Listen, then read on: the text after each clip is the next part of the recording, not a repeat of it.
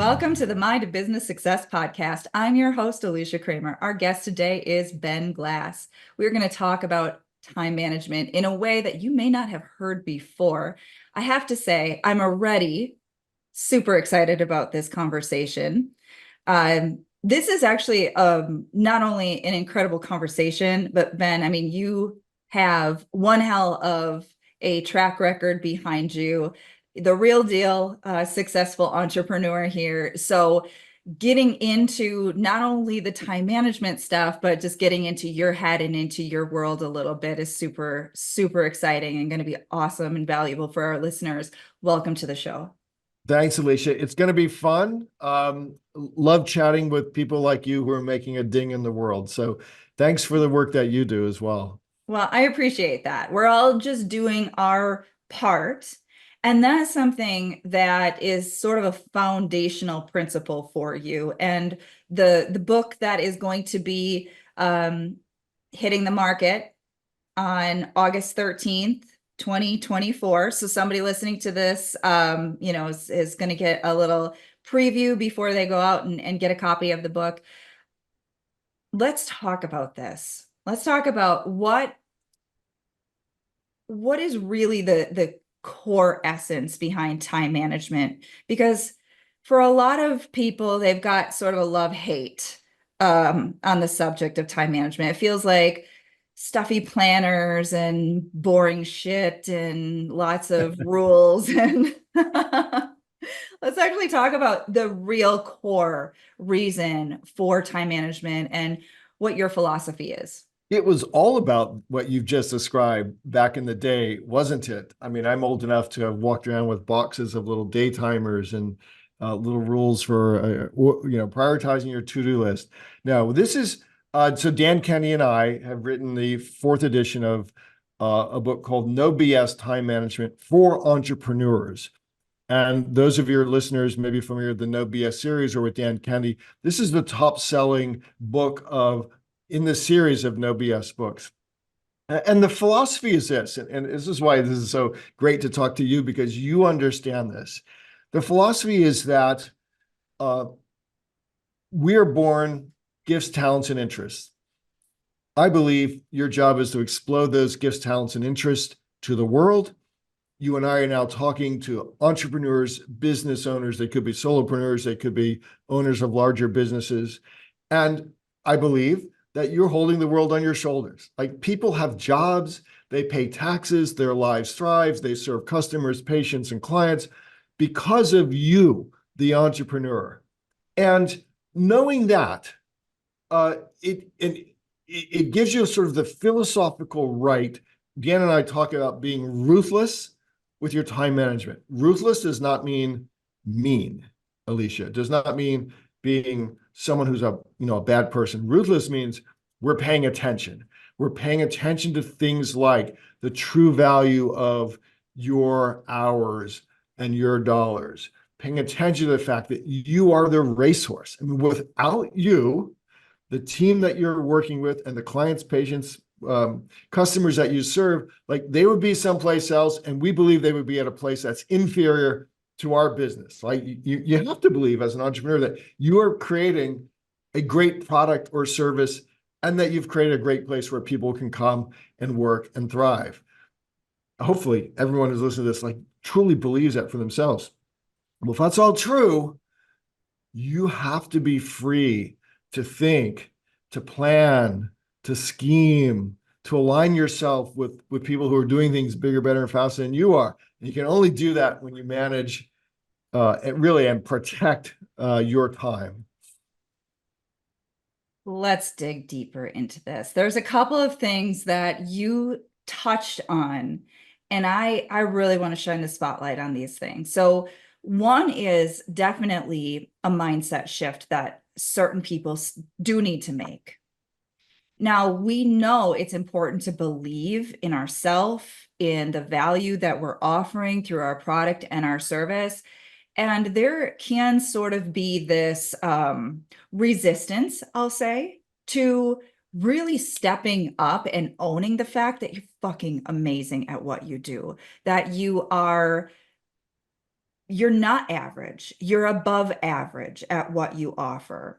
You continue to improve. You continue to get better for yourself, for your clients, for your customers, for your employees, for your family. If someone has adopted that mindset, now we get into how do you honor your time in a way that is respectful to other people? You know, I love how you clarified ruthless does not mean being mean. Correct. So then let's create a new definition of that. You touched on that, but for that entrepreneur who is saying, okay, I don't know if I am doing anything wrong here. Or maybe they do know that they should be a little bit more self-disciplined, that their productivity is lacking. Okay, let's go into this in a little more depth. Sure. Let me tell you what happens when you don't have this right. So all of us have exactly the same number of hours in a week, and we have to eat and we have to sleep, and most of us probably have families, and we have this job or this business. And you know, we are often in love with our business, and of course we want it to be excellent. But when you don't get time management right, who do you steal from? You steal, Alicia, from your family. I've got 9 kids, been married 43 years. The taglines on one of my earlier books was because I coach lawyers on how to build a great business, and one of the subtitles was "and still get home in time for dinner." Ask any business person, do you value your family?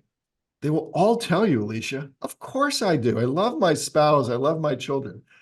I say, well, if I followed you around for a week, would by observation, I be convinced that that's true? And I think most of us, if we think about this, we would go, I don't want Ben following me around for a week because they might see me, you know, at the dinner table with my phone in my hand because, you know, there's one more email to answer.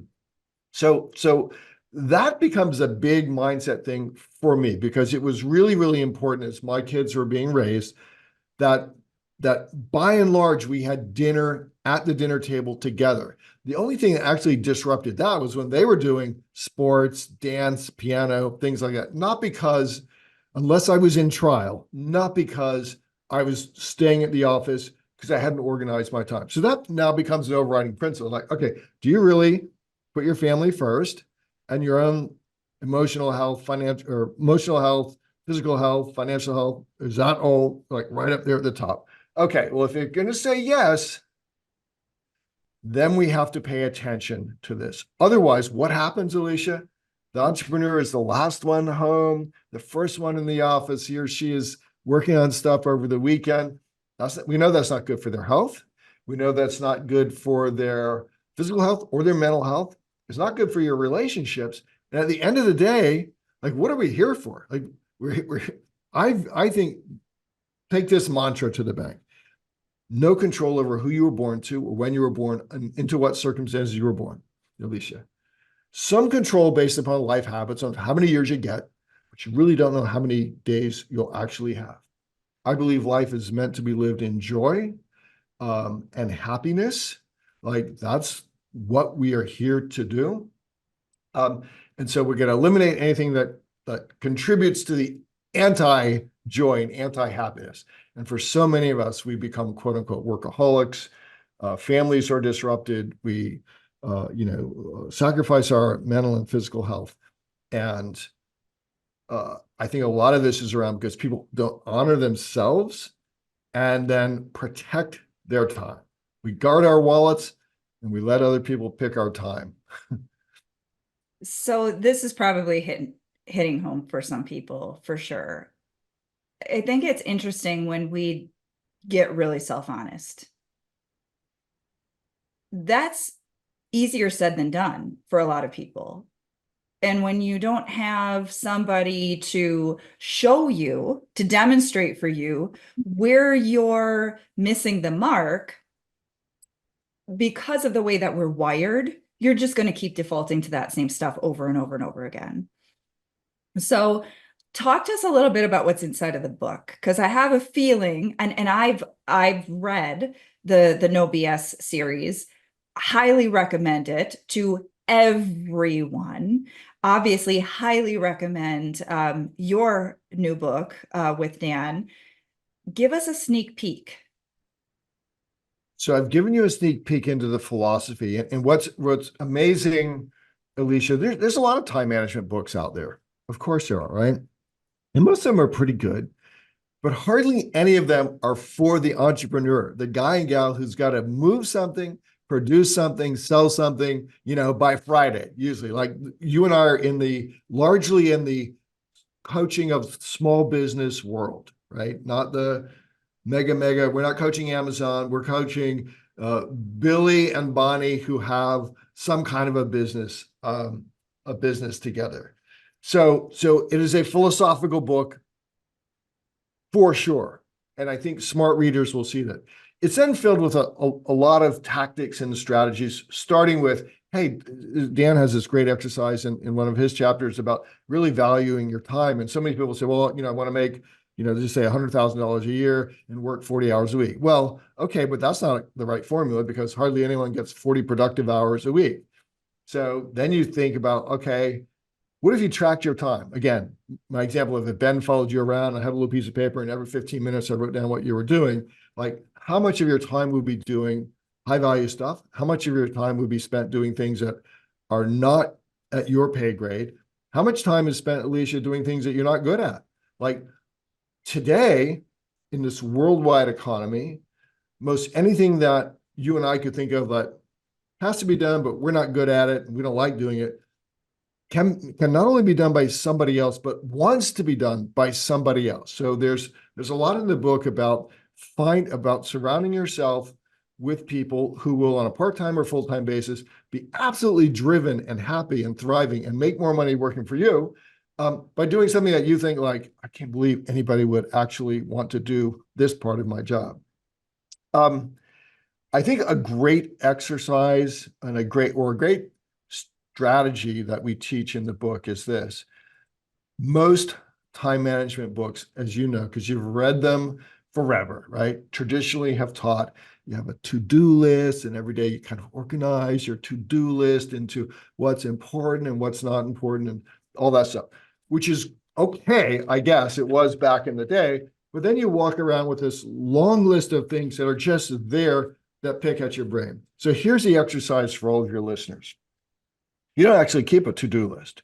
You have a temporary list. Again, I just showed up on the camera a white legal pad. You have to, anything that comes into your head that has to be done, if you are going to do it, Alicia, you have to move it onto your calendar. You have to block time on your calendar for this thing. When you do that exercise, and when your listeners do that exercise, Alicia, they're all going to discover this. There isn't enough time on my calendar to do all of those blocks.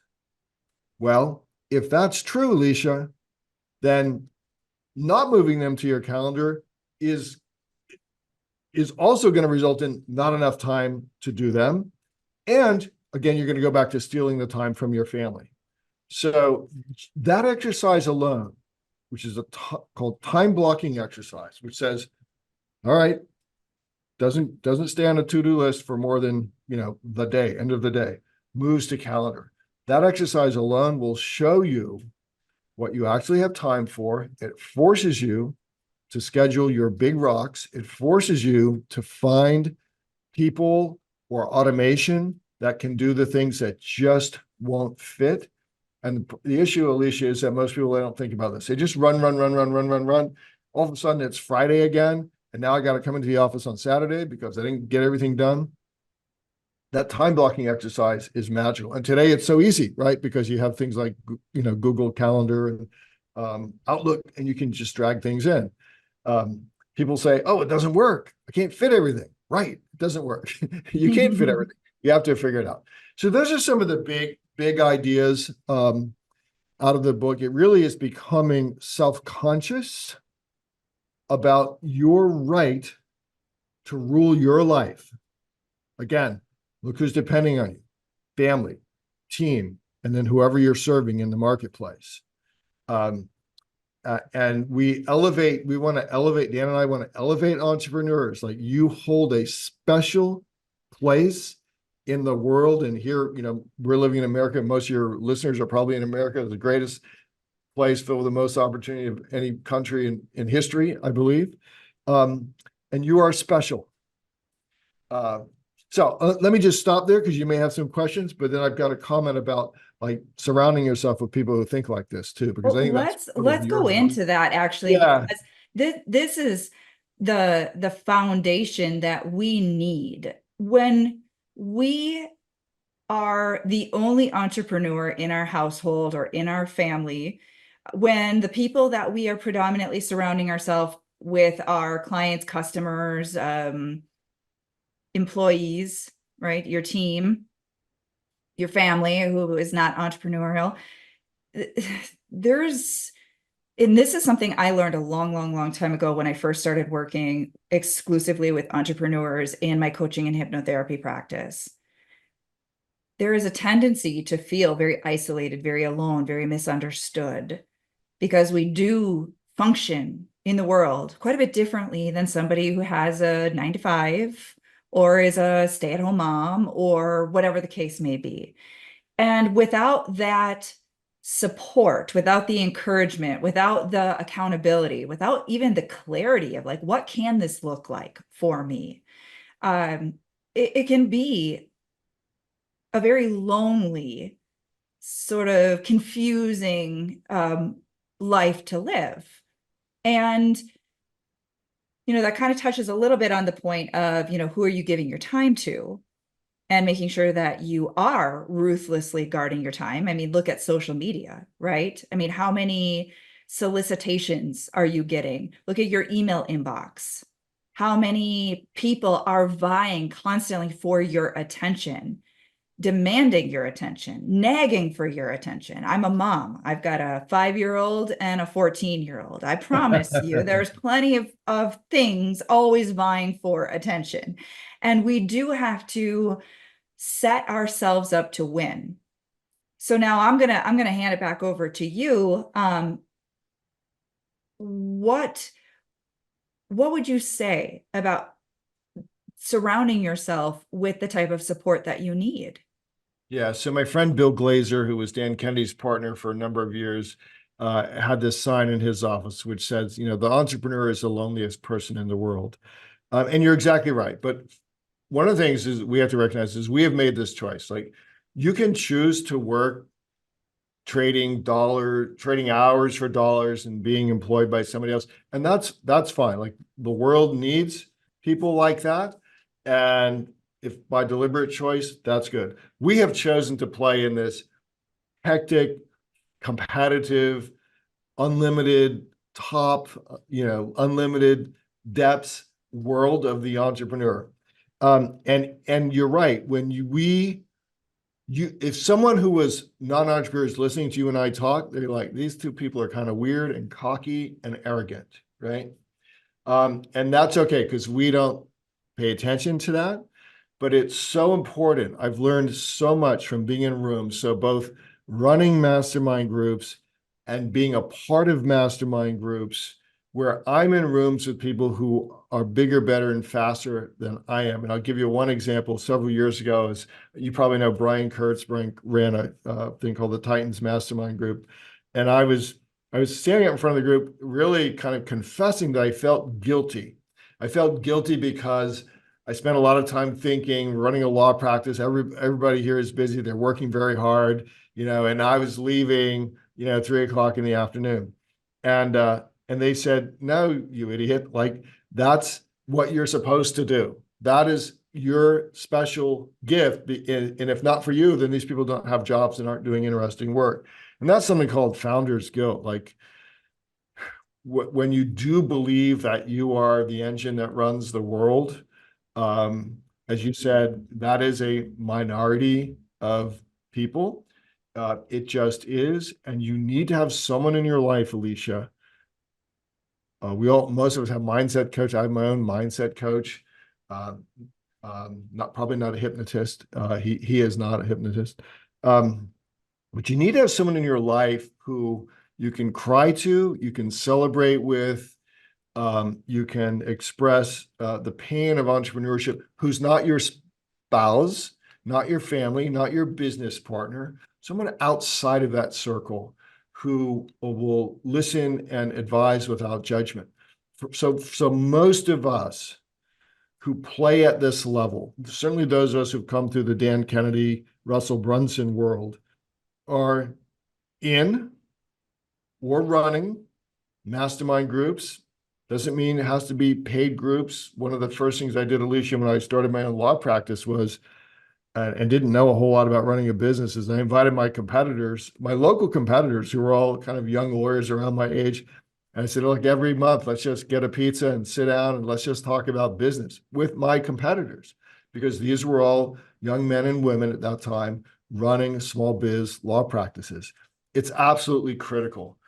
The other thing, and then I'll, this is my little bit of a rant, but if you just watch sort of general news media, there's people who move the world, who make money, that we're demonized. Like, we're demonized for our success in large part. But no one is there when the business is crashing or you're going through a crisis or the website is down. Like, no one is there to help you.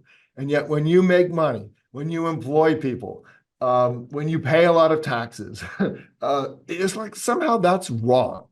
And so you have to separate yourself from the mainstream of society, and certainly I think the mainstream media, in order to surround yourself, or else you'll go crazy. Because this is hard work. This is hard work that we do, but it's important work. I mean, you're put on this earth, I believe, you're put on this earth to do this work, to do things that you like doing and you're good at. It happens to be really hard, and you got to be in a room, I believe, and in groups of people who understand that. Absolutely. I wholeheartedly agree. And there are so many different ways that we can do it, like you said. I am in different masterminds. I have been even just having some friends who are also business owners, and just getting around like-minded people can be a tremendous help.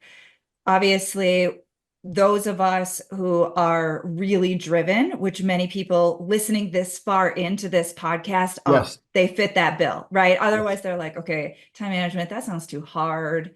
Click Or next, boring, or right? it sounds like I already Boring, know it, hard, right? right? Yeah. The real movers and shakers are pretty badass. They will commit to constantly growing, improving. They, like you said, right? It's almost cliche now. You see it posted all over social media feeds, right? Don't be the smartest person in the room. But there's so much truth to that. There's so much wisdom. We don't know it all. And how are you going to learn if you don't learn from someone else who knows it? So I love this conversation here, and I think it's interesting. It fits nicely into this whole being ruthless with your time. Taking the time for nurturing that part of yourself is just as important as making sure that you have enough time to get adequate sleep, and you block off appropriate time to make sure that you're feeding your body and making sure that you're getting exercise and you're spending meaningful present time with the people that you love. All of these things can easily be overlooked if we're not clear and we haven't created some type of structure that nurtures those things. Yes, and that's the last thing I would say, is that people have said to me, "Oh, you must be a very disciplined person." And I go, "Well, I don't know. If you follow me around, like, you'll see I'm not that disciplined." Dan Kennedy would say he's not that disciplined, although observers would think, "Oh, you're really disciplined."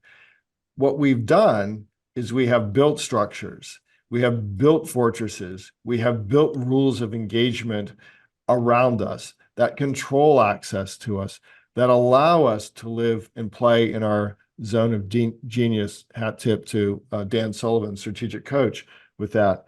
And so you'll find a lot of that in the book as well. very deliberate, I would say, structure building ideas. For example, before I had this big office, I had a small office, and I actually then rented a piece of crap office in a different city close to me for like $300 a month. It had no internet, no phone, but I would go there to work. Nobody knew me, like no one bothered me, and I could get work done.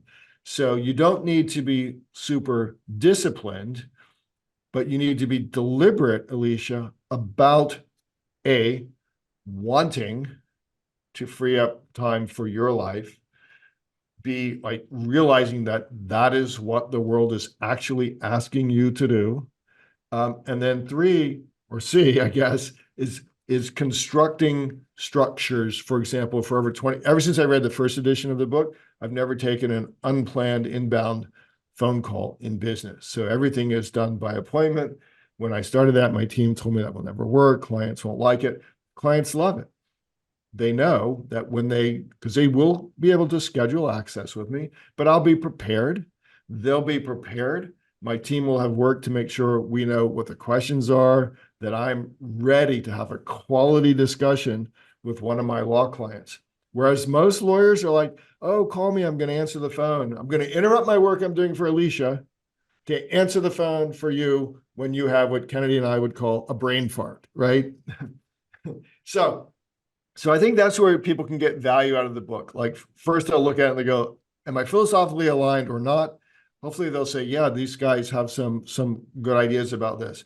And then there's just a ton of very practical strategies that are all backed up by this. Yes, damn it. Like you get to keep your hand on the wallet of your time, right? That's what the world needs you to do.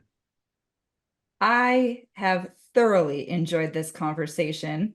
Um, Obviously, I always get excited whenever I have a fellow student of Dan Kennedy. I mean, I'm so excited to read the book when it comes out, you co-authored with Dan. It's like kindred spirits. Even my last business coach was a client of Dan's. There's something to be said about finding people who think like you, who share the same philosophy. And honestly, I would say that probably the majority of people listening to this podcast would align with the philosophy for sure. We're talking about people who maybe are a little bit rigid looking, like you said, you look like you got so much self-discipline from the outside. And yet when you really get into it, you start to recognize these are incredibly heart-centered individuals who really genuinely want to provide high quality products and services for their clients. They're good people. We're just not, we don't like all the fluff, and that's okay. 100%. Look, you'll find I have found that some of the most successful entrepreneurs are the most giving. But here's what we don't like: we don't want people to waste our time. So you come, you ask us, we will try to help you. But bring your notebook. Like, be ready. Have done some investigation. Have read a couple of the books. Like, understand our philosophy. You come, and we will try to help you.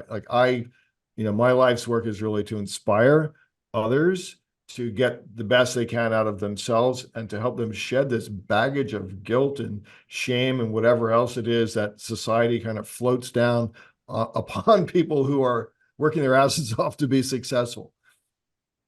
Ben, tell our listeners where they can get a copy of the book and any other ways that they can learn more about you, connect with you, follow you, etc.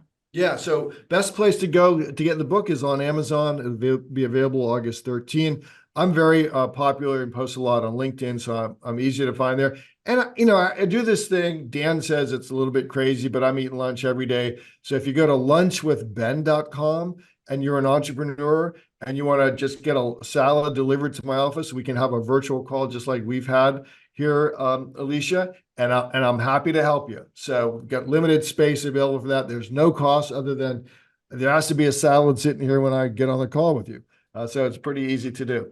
And I'm easy to find if you just Google Ben Glass and lawyer or Ben Glass soccer referee. I'm kind of semi-famous in a couple of different realms because I'm just, I'm older and still do CrossFit and soccer refereeing. So hit me up on LinkedIn, go to lunchwithben.com, get a copy of the, and I'd love to hear if you read the book or your listeners, like, what did you think? What have you implemented? And if you struggle with something, hit me up and I'll try to help you. Love it. Thank you so much, Ben. This has been so fun. And of course, got to thank all of our listeners. You know, we're doing this for you. If you haven't already subscribed, make sure you do so. And until next time, we will see you in the next episode.